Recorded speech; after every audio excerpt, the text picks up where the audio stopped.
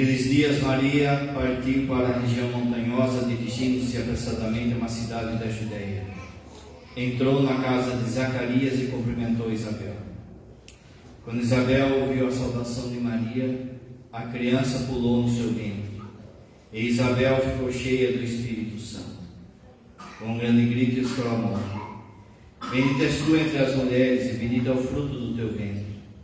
Como posso merecer que a mãe do meu Senhor me venha visitar? Logo que a tua saudação chegou aos meus ouvidos, a criança pulou de alegria no meu ventre. Bem-aventurada aquela que acreditou, porque será cumprido o que o Senhor lhe prometeu. Então Maria disse: A minha alma engrandece o Senhor, e o meu espírito se alegra em Deus meu Salvador, porque olhou a humildade de sua serva. Doravante todas as gerações me chamarão bem-aventurada, porque o Todo-Poderoso fez grandes coisas em meu favor. Seu nome é santo e sua a todos que o respeitam. Ele mostrou a força do seu braço, dispersou os soberbos de coração, encheu de bens os famintos e despediu os ricos de mãos vazias. Socorreu Israel, seu servo, lembrando-se de sua misericórdia, conforme prometera aos nossos pais, em favor de Abraão e de sua descendência para sempre. Maria ficou 3 meses com Isabel. Depois voltou para casa. Palavra da salvação. Glória a vós, Senhor.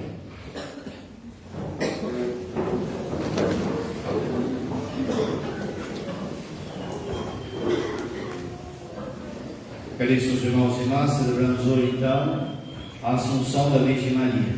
Maria foi levada ao céu de corpo e alma. Maria está viva, foi ressuscitada por nosso Senhor. Essa festa a gente celebra, no fundo, no dia 15 de agosto, que foi na terça-feira. Na terça-feira, o padre explicou o dogma, explicou na doutrina e na Bíblia. Quem quiser aprofundar, pega a homilia da terça-feira no YouTube, no Facebook. Hoje a gente vai ver uma extensão desse dogma na nossa vida. Hoje a gente vai ver o porquê que a Assunção da Virgem Maria é a Assunção da Igreja. A homilia hoje então é a Assunção da Igreja. Uma coisa que você deve saber é que em Maria, Jesus já cumpriu todas as suas promessas. Maria, como a discípula perfeita do Senhor, ela é também sinal da igreja, sinal acabado de tudo aquilo que vai acontecer na igreja.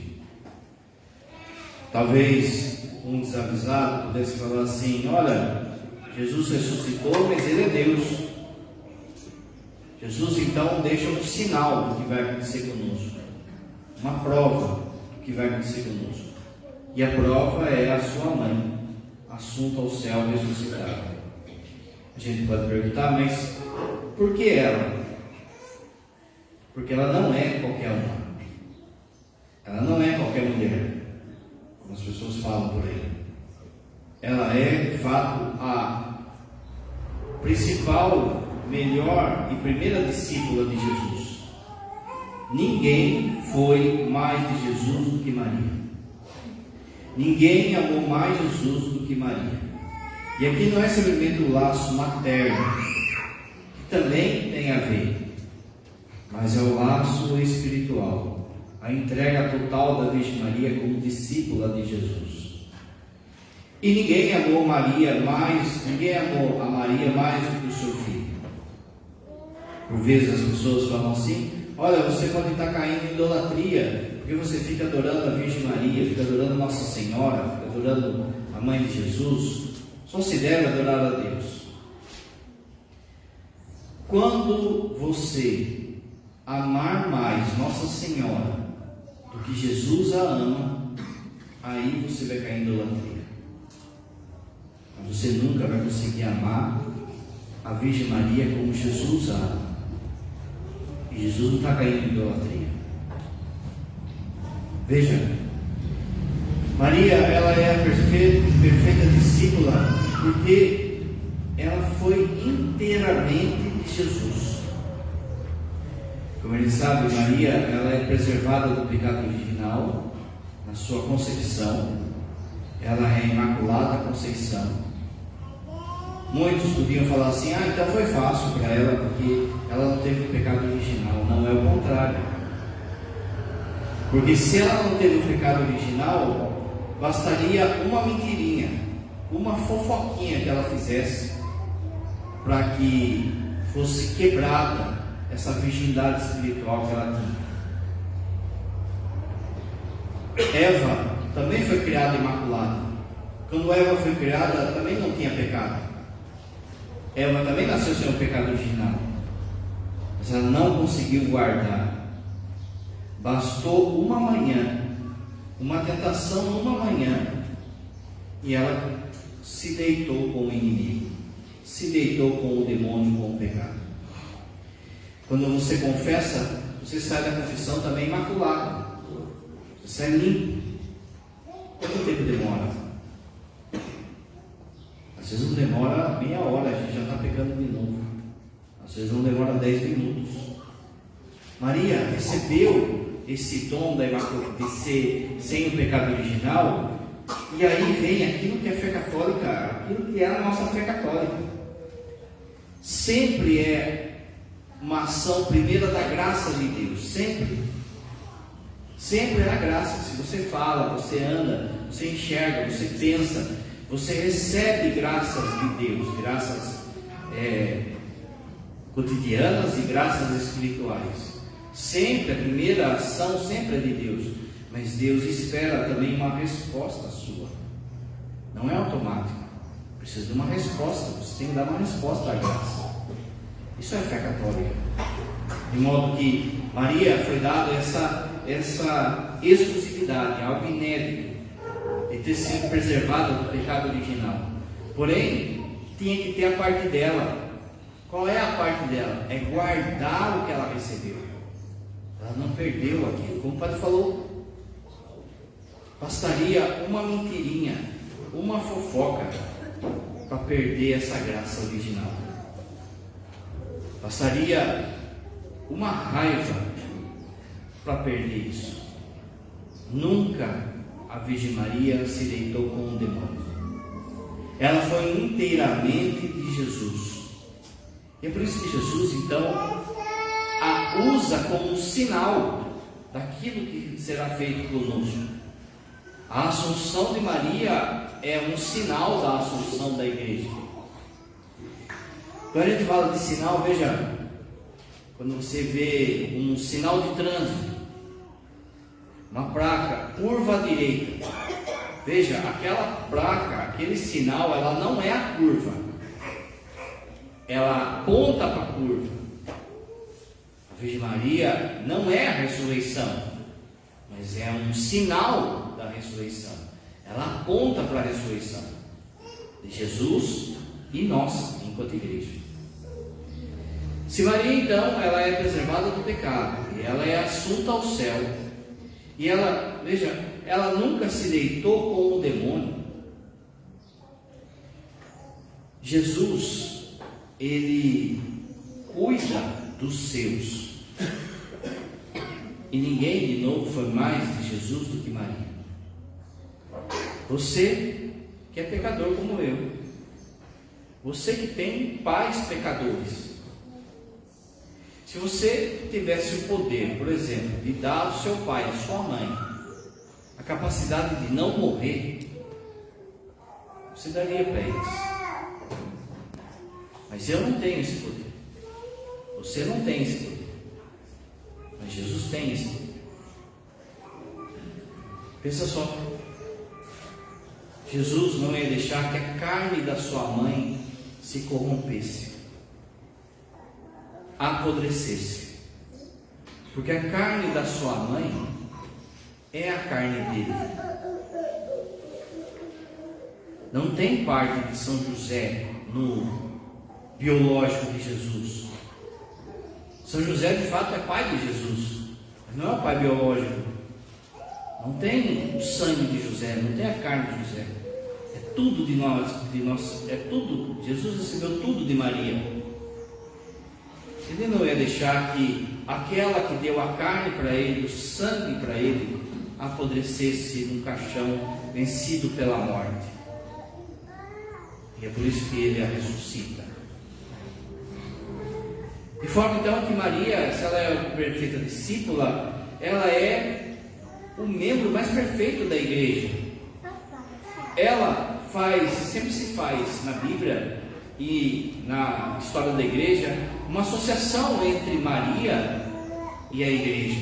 De forma que, por exemplo, no capítulo 12, que a gente leu na primeira leitura, aparece lá: houve então um grande sinal no céu, uma mulher revestida de sol. A interpretação desse texto é sim a Virgem Maria, e é também a igreja. Essa mulher também é a igreja.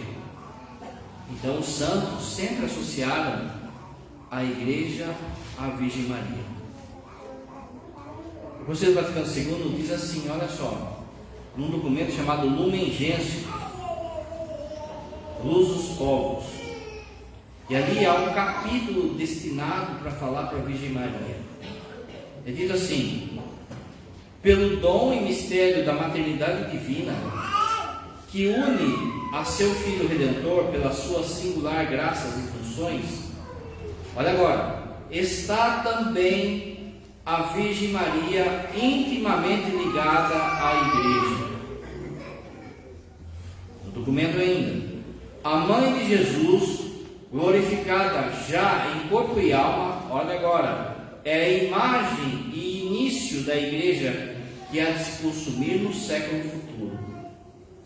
Ela é a imagem do que vai acontecer com a igreja no futuro. De novo, essa homilia é isso. A assunção de Maria aponta para a nossa assunção, para a nossa ressurreição. O Papa João Paulo II também escreveu um documento à Virgem Maria chamado Redentores Mater, a mãe do Redentor. Ele fala assim: a realidade da encarnação se encontra como que um prolongamento do mistério da igreja. A igreja, gente, não é um CNPJ. A igreja não é uma assembleia de pessoas. A igreja não é alguém que se reuniu para ler a palavra ou para fazer o mundo melhor. A igreja é o corpo místico de Cristo. A igreja é a extensão do corpo dele. E não se pode pensar na mesma realidade da igreja e da encarnação sem fazer reverência à Virgem Maria. Então você entendeu que tudo aquilo que acontece em Maria, ela é, primeiro, rebote de algo de Jesus, é espelho de algo em Jesus. Quando a gente fala, por exemplo, que Maria é mãe de Deus, no fundo, a gente está falando que Jesus é Deus. Quando alguém fala assim, olha, Maria não é mãe de Deus, Maria é mãe só do homem Jesus. Aqui tem um erro, uma heresia cristológica. O erro não é simplesmente uma realidade sobre Maria, mas é um erro sobre a pessoa de Jesus. Está dividindo a pessoa de Jesus. Como Jesus tem hora que ele fosse homem, tem hora que ele fosse Deus. Para nós não. Para nós Jesus é verdadeiramente homem, verdadeiramente Deus. No céu, na cruz e na barriga de Maria. Portanto, quando ela dá a luz a Deus. Portanto, ela é mãe de Deus. A igreja não fala que ela é mãe da divindade. Mãe da divindade seria que ela estivesse dando luz à Trindade. Não é isso que a igreja fala. O que a igreja está falando é que a criança que nasce dela é Deus. Então ela é mãe de Deus. Tudo que acontece e a gente fala e a gente louva de Maria tem como causa primeira, como eixo primeiro, a pessoa de Jesus. Todo o mistério da Virgem Maria está centrada na pessoa de Jesus. Qual que é o centro da Ave Maria quando você reza? Qual que é a palavra que está no centro da Ave Maria? Jesus. O Papa João Paulo II vai dizer que não entendeu Jesus, que não entendeu Maria ainda. Ela não é Deus. Ela perto de Deus não é nada.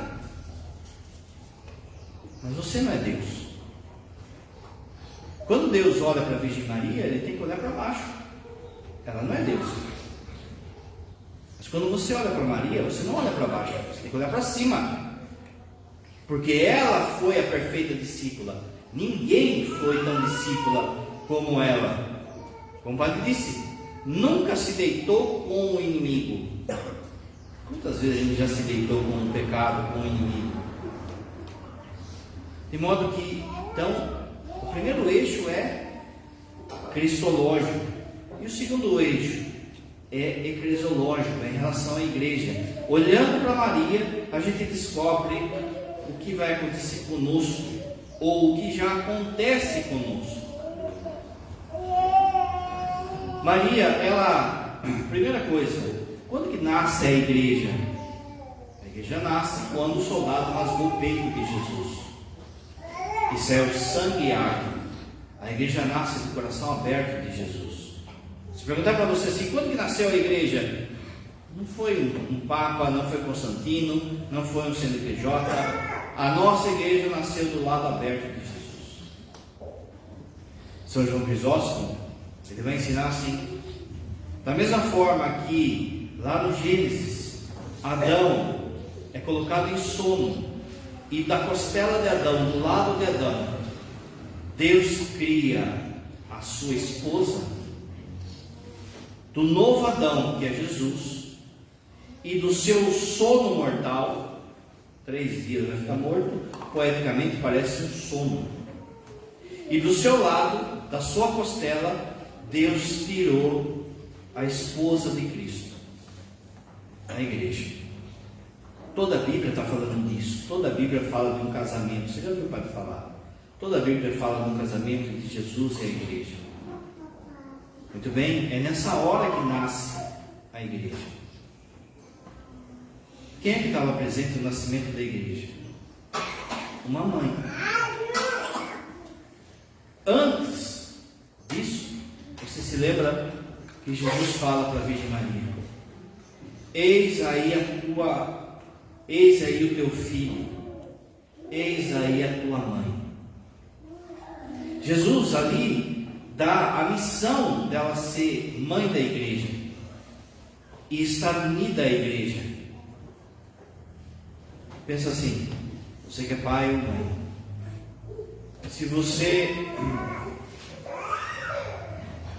se a turma pegasse, o mundo pegasse o seu filho ainda bebê, inocente, sem pecado, sem nunca ter feito mal para ninguém, se o mundo pegasse o seu filho e mandasse esse seu filho ser crucificado para salvar um bandido,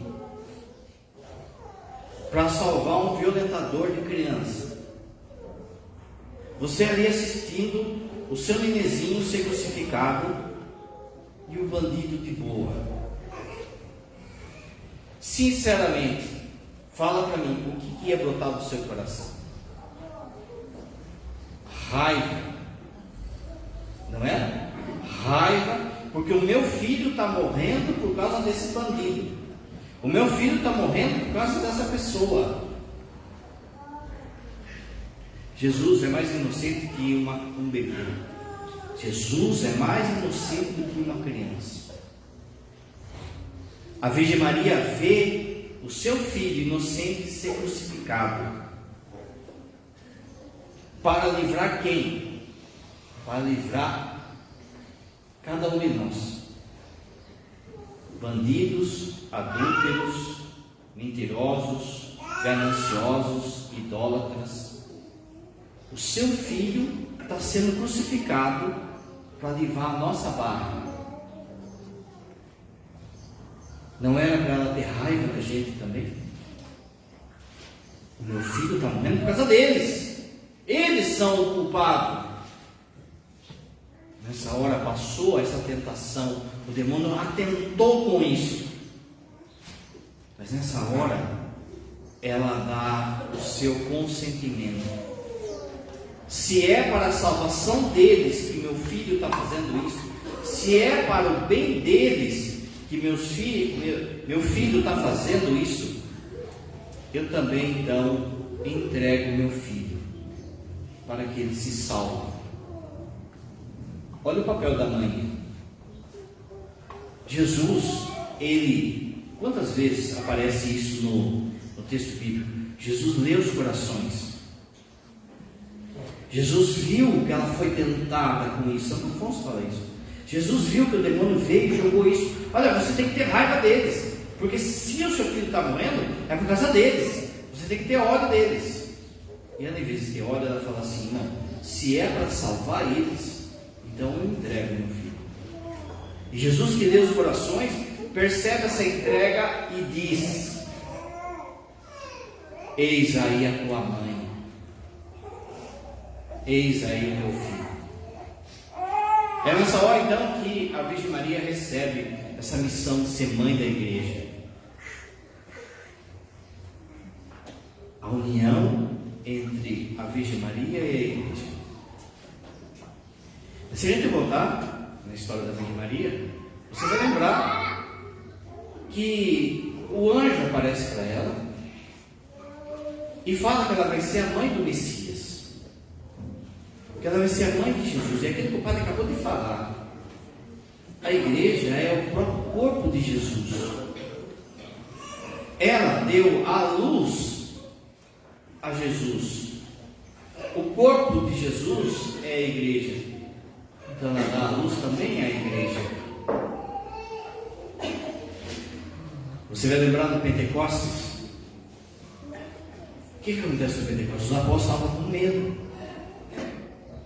Ela estava ali sustentando os apóstolos, rezando com os apóstolos.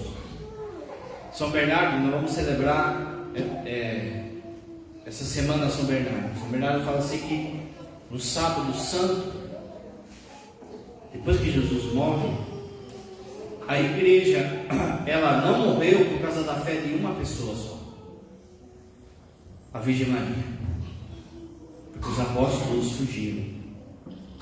Só uma acreditou, só uma permaneceu fiel.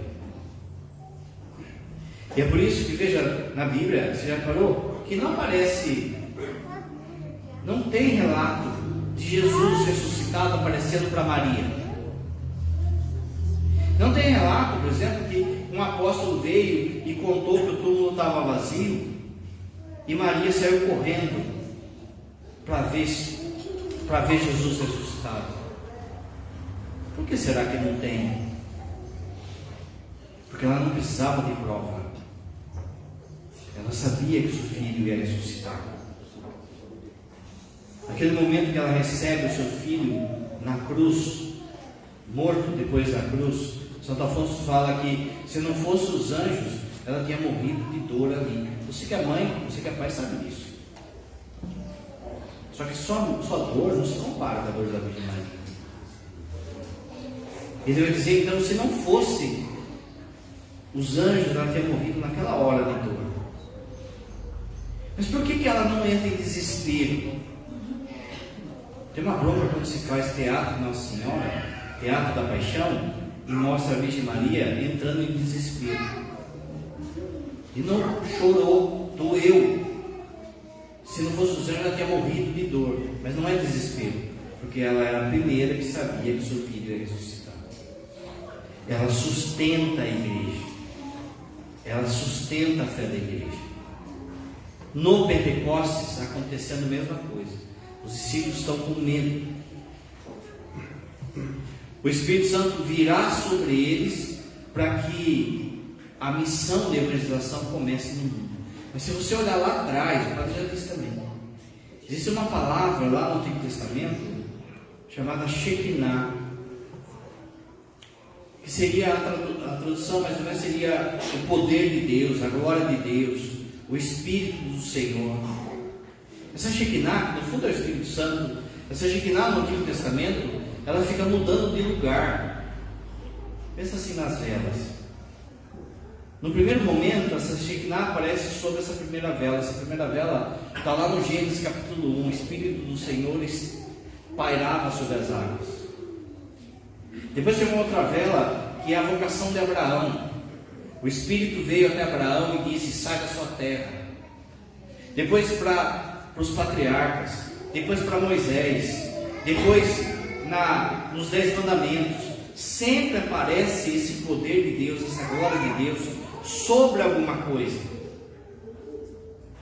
Sobre a tenda da reunião com Moisés, sobre o templo, sobre os profetas. Sempre aparece essa Shekinah sobre algo. O Espírito Santo procura um lugar para ele ficar definitivamente aqui conosco. Mas no Antigo Testamento ele não encontra esse lugar. Quando o anjo aparece à Virgem Maria, não é ela o lugar de repouso também, a gente vai ver. Mas quando o anjo aparece para a Virgem Maria, o anjo fala assim: o Espírito, a Shekinah do Senhor virá sobre ti. O Espírito virá e vai fecundar o ventre dela. Jesus é o lugar de repouso do Espírito. Jesus é o lugar de repouso da Shekinah. Você se lembra no capítulo 4 de Lucas? Jesus vai até a sinagoga e ali ele abre o texto bíblico de Isaías e diz assim: o Espírito do Senhor está sobre mim. Esse Espírito que paira sobre Jesus, ele é entregue à igreja. Jesus, ele entrega esse Espírito, essa Shekinah para a igreja. Quando Jesus morre, o texto fala que Jesus entregou o seu Espírito. Quando alguém entrega o seu Espírito, o que ele faz?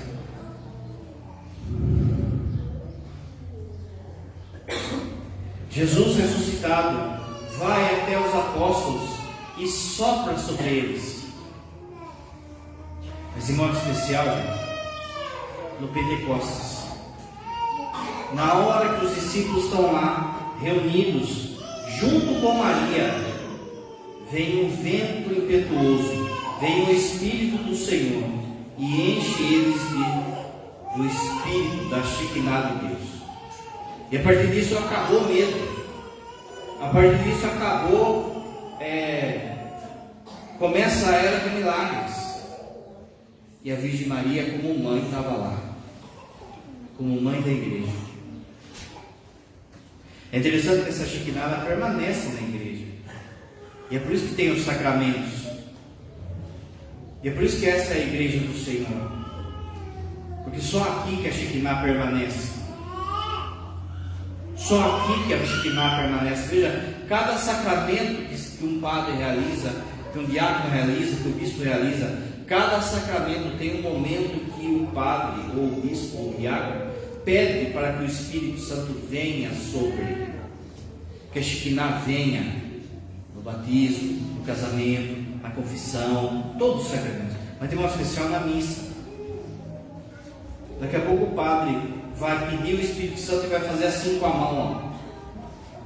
Pedimos ao Pai que envie o Espírito Santo para transformar esse pão e esse vinho no corpo e sangue de nosso Senhor. E o Padre faz assim, é a Shekinah vindo para ter vida sobre a igreja. E Maria estava presente. E Maria continua presente. Antes da consagração, a gente canta o santo, não é isso? E o padre, quando ele vai pedir o santo, ele fala assim: por isso nós louvamos, junto com todos os nossos anjos e santos. Quando tem o santo, quando a gente está cantando o santo, o céu está acampando aqui em volta do altar, por aquilo que vai acontecer aqui. Os anjos santos estão em volta aqui do altar. Ora, se os santos estão, Maria está, porque ninguém foi mais santa do que ela. Ela acompanha a igreja. Maria, ela é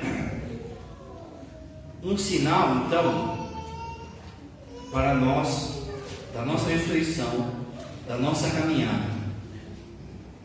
Veja, o padre acabou de falar, o padre falou com a homilia. A carne de Jesus não é a carne de Maria. A carne de Jesus, a pessoa Jesus, está onde agora? Está no céu. Ora, se a carne de Maria também a carne de Jesus, Jesus não ia deixar a carne da mãe dele apodrecer. E é por isso que ele a ressuscita.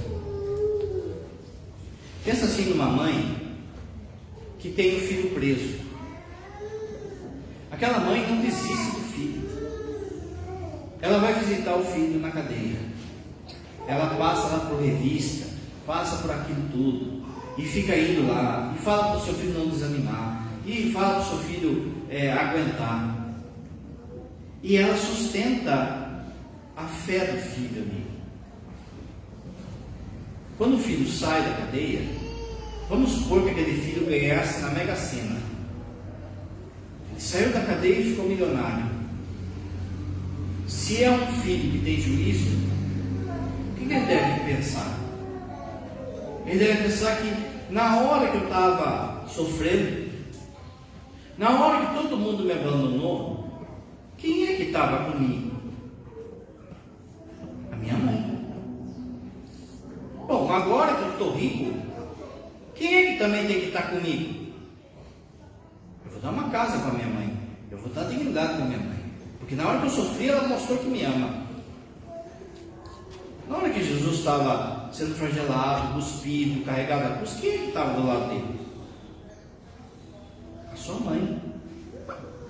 Na hora que estava na cruz, quem é que estava do lado dele? A sua mãe. Agora que Jesus está no céu, está ressuscitado, quem que ele tem que levar para lá? A sua mãe, a sua carne. Mas se a gente também perseverar, se a gente também aguentar carregar a nossa cruz, também nós estaremos lá. Veja, você lembra que Jesus fala? Aquilo que o Padre disse no começo, não é somente uma maternidade, não é por causa somente de ser mãe, mas daquilo que ela foi como mãe. Você lembra que Jesus fala, todo aquele que faz a vontade do meu Pai, esse é o meu pai, a minha mãe, meu irmão. Se você fizer isso também, se você carregar sua cruz, se você sustentar também Jesus com o seu sofrimento, com a sua dor, com o seu oferecimento, também você vai receber a glória dele, porque a ressurreição de Maria é a nossa ressurreição, porque a assunção de Maria é a nossa assunção. Uma outra coisa que acontece depois do Pentecostes, você já pensou como que o coração de Maria estava de saudade de Jesus? Você não tem saudade do seu filho? Não tem saudade da sua filha? Não tem saudade? Pensa só. Maria, quanto de saudade que ela tinha de Jesus. Havia uma ausência no coração dela. Mas Jesus, ele inventa uma coisa para sustentar a sua mãe. Jesus inventa algo para que a sua mãe não morra de saudade. Esse algo se chama Eucaristia. Porque a Eucaristia é o próprio Jesus. E assim, se a gente for à igreja, como Maria é a igreja, essa saudade que a gente tem de Deus, esse buraco que tem no nosso coração, esse vazio no nosso coração, que no fundo, como ela falou, é saudade de Deus, vai ser preenchido pela Eucaristia, que é o próprio Jesus. Você já pensou? Veja, Maria não era padra. Maria não recebeu a missão de padre. Por isso, essa história, a gente vê aí, não é uns padres progressistas, umas ideias meio doidas aí, falando assim, olha, devia liberar para as mulheres serem padras também. Isso é machismo, não sei o que, e papapá. Somos, né? Porque veja, quando Jesus instituiu o sacerdócio, foi na Santa Ceia.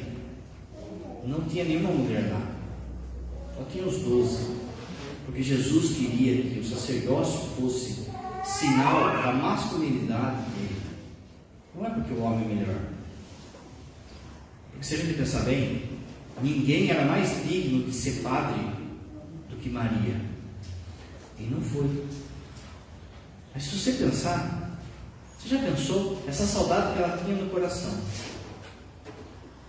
O que sustentou para que ela não morresse de saudade? Porque Jesus fala no coração dela, Você precisa permanecer, mãe, porque a igreja está começando, eles estão vacilando ainda. A senhora tem que ficar aí como mãe, tem que sustentar eles.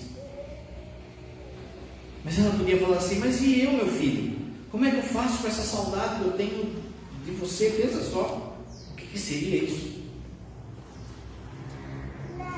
Cada Eucaristia que Maria recebia, pensa. Maria recebendo a Eucaristia da mão de Pedro, de Tiago, de João, de um apóstolo. Já pensou o que era? Assim a gente deve ser também. A gente deve comungar como a Virgem Maria comungava, gente. Que dor no coração de ver como o povo comunga. O jeito que o povo comunga.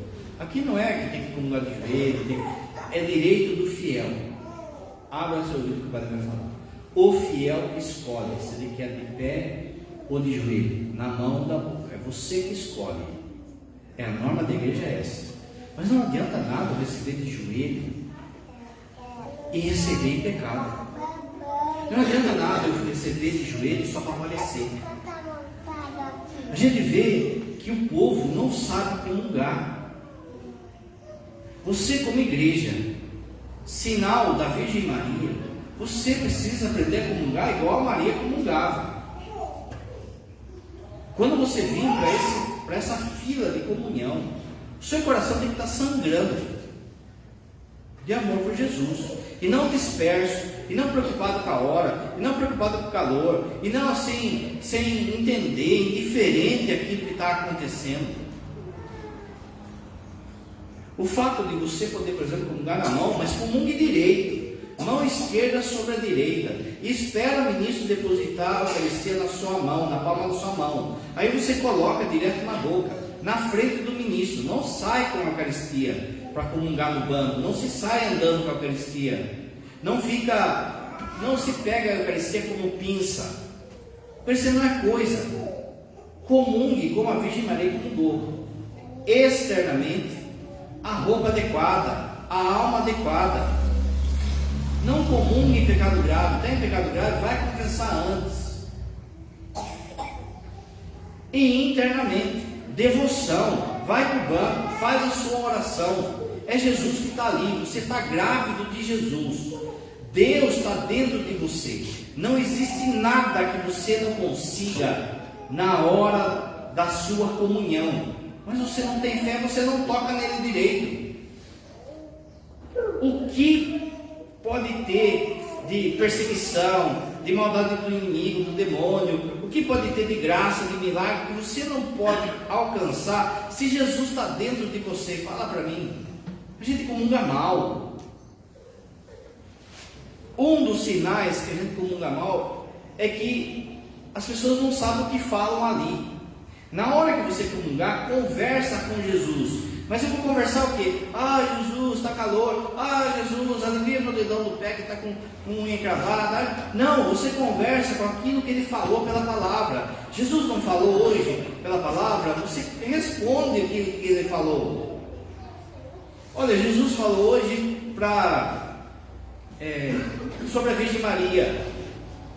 Jesus, manda a sua mãe me ajudar. Manda ela vir me ensinar. Converse com aquilo que Jesus falou. Semana passada o padre falava da paternidade. Jesus me ajuda a ser pai. Converse, fale com Jesus daquilo que ele está falando. Mas não, parece um jogador de futebol. Pega a Eucaristia de qualquer jeito, vai lá no banco, mal comunga, não faz oração, não faz nada, não faz devoção nenhuma. Ah, Jesus ajuda eu a trocar de carro. E pronto, acabou. E parece que eu estou fazendo um favor para Jesus. Ele está aí dentro. Você vai embora cheio dele. A sua comunhão vai continuar, vai terminar a missa e Jesus vai continuar aí.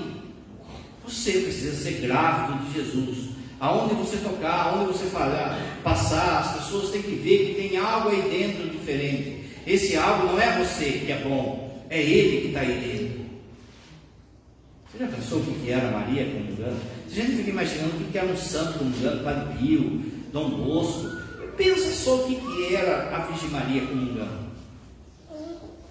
A igreja precisa aprender a adorar nosso Senhor como Maria adorava e aguardava o dia que Ele ia vir buscá-la. Porque no céu não tem Eucaristia. Tem um outro tipo de comunhão, mas não tem Eucaristia.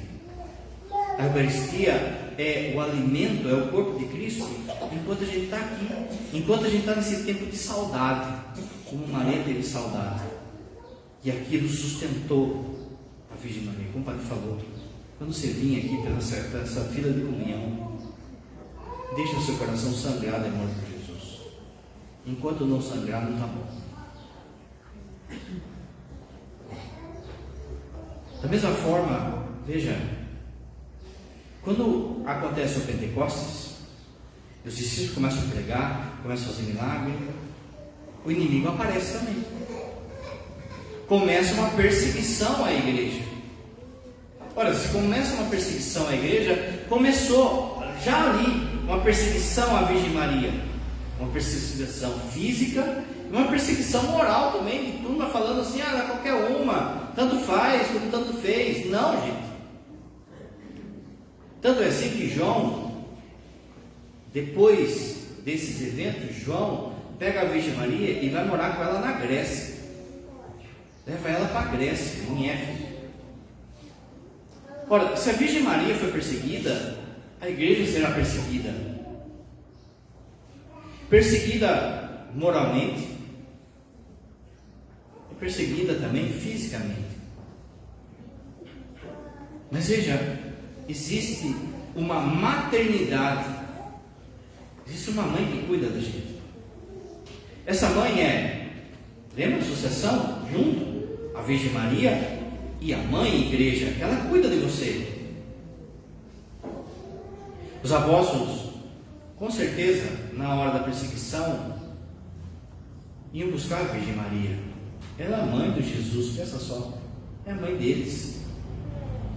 E ela ia lá e acolhia, e dava força, e incentivava. Da mesma forma, a missão da igreja para nós. O padre tem falado direto, gente, não é novidade, eu vou falar de novo. Olha o mundo que a gente vive, olha as nuvens escuras aí que estão se aproximando. Tem confusão lá fora, está tendo confusão na igreja, gente falando um monte de vinagre. Nuvens escuras se aproximam. Há já de forma velada uma perseguição não somente aos cristãos, mas à pessoa de Jesus. A pessoa de Jesus já é censurada. Você não pode falar de Jesus, por exemplo, eu não estou falando de pregação aqui, eu estou falando simplesmente de você falar a pessoa. Se você chegar numa faculdade e falar, mas Cristo, pronto, não mistura com religião. Não estou falando de religião, estou falando, Cristo falou um negócio aqui que vale nessa aula. Não, mas não aceita, não se aceita. Aceita filósofo, aceita fulano, beltrano, mas não aceita que se fale a pessoa de Jesus. Você vai numa festa de aniversário, você começa a conversar lá com uma pessoa, de repente você fala assim, olha, isso aí que você está falando, parece aquilo que o padre falou domingo na missa, que Jesus, opa! Não fala de Jesus aqui não, aqui não se fala de religião. Meu irmão, já existe uma perseguição velada ao nome de Jesus. O time do Real Madrid, no escudo do Real Madrid, tem uma cruz. Para vender camisa do Real Madrid nos países árabes, foi tirada a cruz. Já há uma perseguição, você não está vendo? Já há gente falando aí de mudar a Bíblia, de reescrever a Bíblia. Já há gente falando aí contra a doutrina, olha a sexta-feira, gente, olha o evangelho de sexta-feira. Vai ver o que Jesus fala do casamento. Vê se a turma está seguindo o que Jesus falou sexta-feira sobre o casamento. Não separe o homem aquilo que Deus uniu. Não passou essa palavra, gente. Não passou. O que está lá no texto? Somente em união ilegítima, que a gente fala de nulidade de casamento. Do resto, o que ele fala? Se a pessoa contrair outra pessoa, é adultério. O que Jesus falou sexta-feira? Qualquer tipo de relacionamento fora do casamento é pecado grave. Não passou. Isso aí não passou. A palavra de Deus não passa. A aclamação de sexta-feira, a aclamação do Evangelho era essa. A palavra de Deus não é a palavra humana que passa. Olha o mundo que a gente vive. As pessoas estão adorando Beelzebul, as pessoas estão adorando sexo, olha, dinheiro, olha essas cantoras, esses cantores aí que eles adoram. Olha as nossas leis, aprovando aborto, aprovando isso, aprovando aquilo. Que mundo que você vive? Onde você pensa que você está? De repente, diante de tudo isso, se você começa a ver, você pode desanimar. Você vai dizer, nós estamos ferrados. Então é melhor pular do barco de lá. Mas essa semana teve o Evangelho da multiplicação dos pães. Jesus fala no deserto. Jesus prega para o povo. Jesus vê que o povo tem fome. Jesus fala para os discípulos assim: manda que eles sentem na grama. Você não estava no deserto? É porque no meio do deserto tinha uma graminha ali, para que eles escutassem a palavra e para que eles se alimentassem. No meio desse deserto, dessa vida, existe uma grama para você escutar a palavra e se alimentar. Essa grama é esse lugarzinho que você está sentado aí. Essa grama é a igreja que no meio do deserto te alimenta, te dá força para passar esse período de provação. Olha só, Apocalipse capítulo 12 foi lido na primeira leitura, foi lido um pedaço. Pega depois ele inteiro. Em casa, leia Apocalipse 12 inteiro. Vai falar de uma guerra, aliás, de duas guerras. Uma guerra que aconteceu no céu. Miguel e seus anjos lutaram contra o dragão. O dragão foi precipitado na terra. O dragão, quando ele caiu, ele varreu com a sua cauda 1/3 das estrelas do céu. Ou seja, 1/3 dos anjos ele levou com ele. 1/3 dos anjos caiu na conversa. Depois o Apocalipse fala de uma guerra aqui. E daí aparece a figura da mulher. Veja, essa mulher, como o padre falou, é a Virgem Maria. E é a igreja também. O padre falou, lembra? O que acontece com Maria, acontece com a igreja. O que acontece com a igreja, acontece com Maria. De forma que, para esse período de tribulação que vai vir, estou falando, já fica esperto. Fala comigo daqui 10 anos, vocês vão ver. Dá uma olhada no negócio da ONU, o que a ONU está querendo forçar os países a fazer em 2030. Ah, mas o Brasil não vai entrar. Você se ilude. Pode entrar fulano, beltrano lá, porque no fundo a questão é dinheiro. Se você não fizer o que a gente manda, a gente não vai mandar dinheiro para o seu país. Não vai ter, e a turma vai se dobrar isso. Não adianta, está aí, ó. Então está sendo falado em escola, em faculdade já, 2030, dá uma olhada na cartilha que tem lá e vê se tem elementos cristãos lá. 10 anos, cobra do padre depois. Nesses tempos de tribulação, o Apocalipse 12 fala de 2 instrumentos para a gente passar por essa tribulação sem cair. A primeira é a Virgem Maria, que é associação à igreja, ou seja, a igreja e a Virgem Maria. Mas de modo especial aqui a Virgem Maria, por que, gente? Porque você precisa se apegar ao terço agora. Agora, a hora que bater o sinal, a hora que vir a perseguição, não vai dar tempo de você salvar a sua família. Se você começar a rezar na hora que vir tudo isso, os seus já vão ter ido. O nego já vai ter feito marca da besta, já vai ter se entregado, já vai ter ido. A hora é agora. Agora ela é o instrumento para você viver a fé conforme Jesus fala. Agora é a hora desse treinamento de ser mariano. Rezando o terço, para de manha, para de frescura, para de preguiça, reza o terço. O que Nossa Senhora de Fátima falou? Falou para você rezar o terço, para a gente rezar o terço em família. Mas a gente está rezando? Não está rezando, olha como é que está. Ah, mas vale rezar mais uma Ave Maria bem rezada do que rezar o terço. Quem que falou isso? Nossa Senhora que falou para o pastorinho? Mas volta a rezar o terço. Tem dia que você vai rezar bem, tem dia que você não vai rezar. Vai rezar com uma preguiça, mas vai valer, vai ter valor. Porque veja, vamos fechar a igreja de novo. Não se iluda. A hora que você bombear, você não vai achar padre, não vai achar missa, não vai achar Eucaristia. E daí, como é que você vai sustentar a sua fé? Quando a gente falava isso lá antes do Covid, ninguém falava, não, isso aí vai ser nossos avós, bisavós, nossos tataravós que vão passar. Meu, fechou a igreja numa canetada. Em 2 meses virou tudo aí, ó, igreja fechada. Isso não tinha comunhão, não tinha missa, não tinha. Porque não adianta falar, em casa não é a mesma coisa. O que vai sustentar esse povo na hora que não tiver missa? Eu sou padre, eu vou celebrar para mim mesmo, mas eu sei como você vai fazer. O terço, gente, a Virgem Maria. A segunda coisa, para lutar contra o inimigo, para aguentar esse tempo, você tem que ter um soldado aí, ó, e um soldado fera. Você tem que ter um rambão aí, um ramo. São Miguel, né? O ramo nosso. Você repara, está no Apocalipse 12. Mas você reparou, olha, quem tem minha idade, um pouco mais ou menos, vai lembrar que quando a gente era criança, não se falava tanto de Quaresma São Miguel, não é? Se falava pouco. Ah, Quaresma São Miguel é lá de São Francisco, lá do século XII.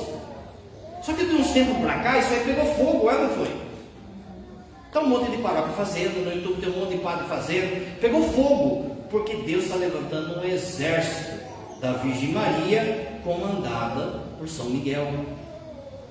Esses 2 instrumentos tem que estar com você. Você tem que estar tinindo com isso aí. Ou você acha que é à toa? Será que é coincidência que a Quaresma São Miguel começa no dia da Assunção? No mesmo dia, 15 de agosto? É coincidência? Não, é porque é Deus falando. Por fim, se nós, igreja, somos se Maria é sinal do que vai acontecer com a igreja, e Maria está bonitona lá no céu, está gloriosa lá no céu, aguenta firme, que é isso que está prometido para você. Meus irmãos, essa solenidade de hoje é Deus falando assim: aguenta, porque você será tão belo quanto ela. Então, você não vai ser igual a Nossa Senhora. Você pode falar sempre, carta de São Pedro, segunda carta de São Pedro. Aquilo que você vai ser no céu vai assustar os anjos. A beleza sua no céu vai assustar o mundo angélico. A glória e a beleza sua. Você viu o Salmo? É engraçado que a turma fica falando, Maria é qualquer uma, né? Você precisa aceitar Jesus. Assim? Quando fala assim, você fala assim, eu já aceitei Jesus. Aceitei Ele, a mãe dele, o pai dele, a igreja dele, os sacramentos dele. Eu não aceitei Jesus, aceitei tudo que Ele traz junto. Mas o que significa esse salmo que a gente cantou? À vossa direita se encontra a rainha. Quem é essa rainha, gente? Qual é o significado desse texto, se não for a Virgem Maria? À vossa direita está a rainha, com vestes esplendentes de ouro de Ofir. Aqui está falando, à vossa direita está o Lutero. À vossa direita está o homem do chapéu. À vossa direita está quem não é idólatra, que não ajoelha diante de imagem. Não é isso que está. Leia o livro de Esther. O rei, havia um rei que tinha feito do povo de Israel escravo. Esse rei estava solteiro. Os caras chegou para ele, melhor você arrumar uma rainha aí, que você vai ficar patrãozão já, hein? Ele então abre um concurso Miss Rainha. Quem vai ser a minha rainha? Meu, a mulherada ficou doida, não é? Vai que ele escolhe eu, me escolhe, aí eu vou ser rainha. No dia marcado, baixou tudo quanto é mulher lá. Mulher jaca, mulher melão, mulher mexerica, couve, mulher couve, gordinha, magrinha, negra, branca, loira, albina, tudo quanto é mulher lá, com silicone, sem silicone. A camarada foi passando, ele passou todas. E ele falou, não achei. Quando ele estava saindo do palácio, da sala do palácio, ele viu que tinha uma escrava limpando aonde tinha sido a festa. Ele falou, o que é essa aí? O que é essa menina aí? O que é essa cremosa aí? Esther, ela é de Israel, só que ela é de Israel, ela é escrava sua. Nossa, mas ela é bonitona, hein? Faz assim, vamos ver se ela é digna de ser minha rainha. Pega ela e dá um banho de loja nela. Deixa ela 3 dias na cândida, faz chapinha, progressiva, extensiva, regressiva, né?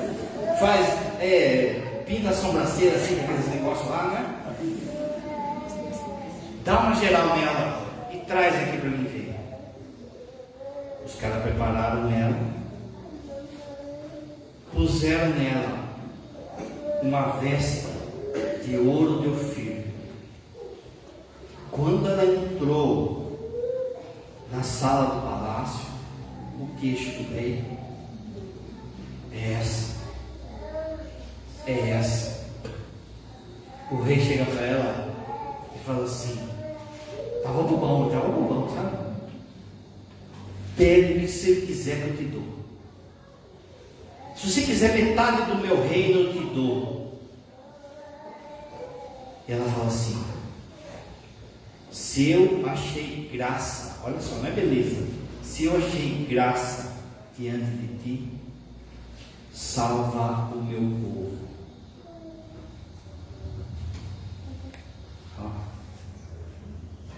Olha só que cantor. Escutai, minha filha, olhar e ouvir isso, que o rei se encante com a vossa beleza. Prestai homenagem é ao vosso Senhor, entre cantos e festas e com alegria, ingressam todos eles no palácio real. Ela vai lá bonitona diante de Deus e fala assim, salva o meu povo. Aquilo que ela é bonita, aquilo que Deus a fez. Veja, no Apocalipse, São João fala mais ainda. São João não fala que ela foi revestida de ouro de Ofir. São João fala assim, que ela estava revestida de sol, ou seja, estava mais brilhante ainda. No texto do Apocalipse, você viu, essa mulher resplandecente, o demônio, o dragão, viu que não conseguia fazer nada com o menino, viu que não conseguia fazer nada com ela. O texto fala que o demônio veio correndo para cima dela. Quando chegou perto dela, ele parou. O texto fala assim, que o demônio, vendo que não conseguia fazer nada nem com o menino, nem com a mãe do menino, foi fazer guerra aos outros filhos dela. Meus irmãos, seja de Maria, que o céu vai ser seu. Essa é a promessa de Jesus à igreja de nós, à sua igreja. Aquilo que aconteceu em Maria vai acontecer com a igreja. Tudo aquilo que ele prometeu. Creio em Deus Pai Todo-Poderoso, Criador do céu e da terra, e em Jesus Cristo, seu